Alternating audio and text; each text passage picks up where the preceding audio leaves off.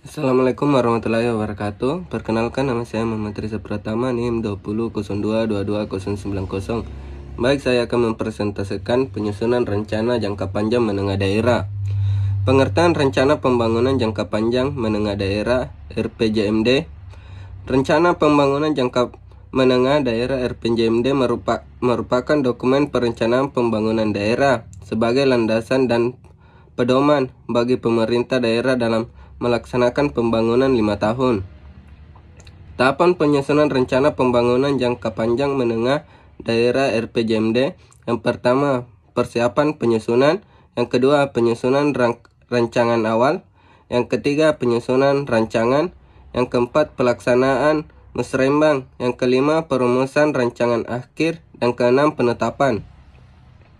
Tujuan rencana pembangunan jangka panjang menengah daerah (RPJMD). Yang pertama, mewujudkan perencanaan pembangunan desa sesuai dengan kebutuhan masyarakat dan keadaan setempat. Yang kedua, menciptakan rasa memiliki dan tanggung jawab masyarakat terhadap program pembangunan di desa. Yang ketiga, memelihara dan mengembangkan hasil-hasil pembangunan di desa. Yang keempat, menumbuhkan kemenangan dan mendorong peran serta masyarakat dalam pembangunan di desa.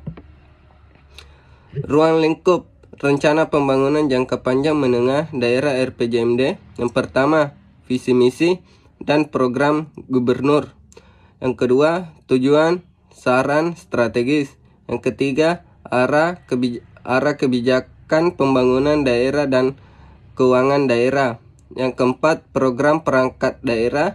Yang kelima, rencana kerja dan pendanaan yang bersifat indikatif.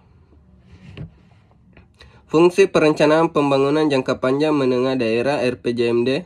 RPJMD desa sendiri merupakan dokumen perencanaan pembangunan di desa untuk periode 6 tahun sesuai masa jabatan kepala desa terpilih. Selain itu juga merupakan dokumen perencanaan pembangunan desa yang berperan hukum sebagai haluan dalam penyelenggaraan urusan pembangunan desa. Prinsip-prinsip dasar perencanaan pembangunan jangka panjang menengah daerah. Yang pertama, berorientasi masa depan, yang kedua, memiliki roh pengembangan. Yang ketiga, memiliki secara pragmatif. Yang keempat, berpihak pada kepentingan seluruh masyarakat desa. Yang kelima, dilakukan secara terbuka, berarti bahwa setiap tahapan dalam penyusunan RPJMD desa diketahui oleh segenap pihak di desa. Yang keenam, akuntabel. Yang ketujuh, selektif. Yang kedelapan, efisien dan efektif. Cara penyusunan rencana pembangunan jangka panjang menengah daerah (RPJMD). Tata cara penyusunan RPJMD terdapat pada Permendagri nomor 86 tahun 2017 sebagai berikut.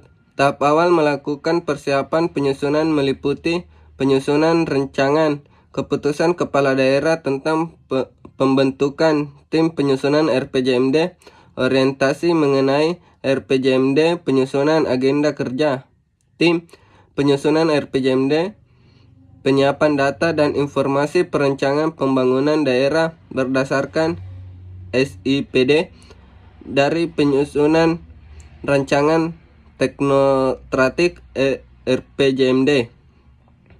Penyusunan rencana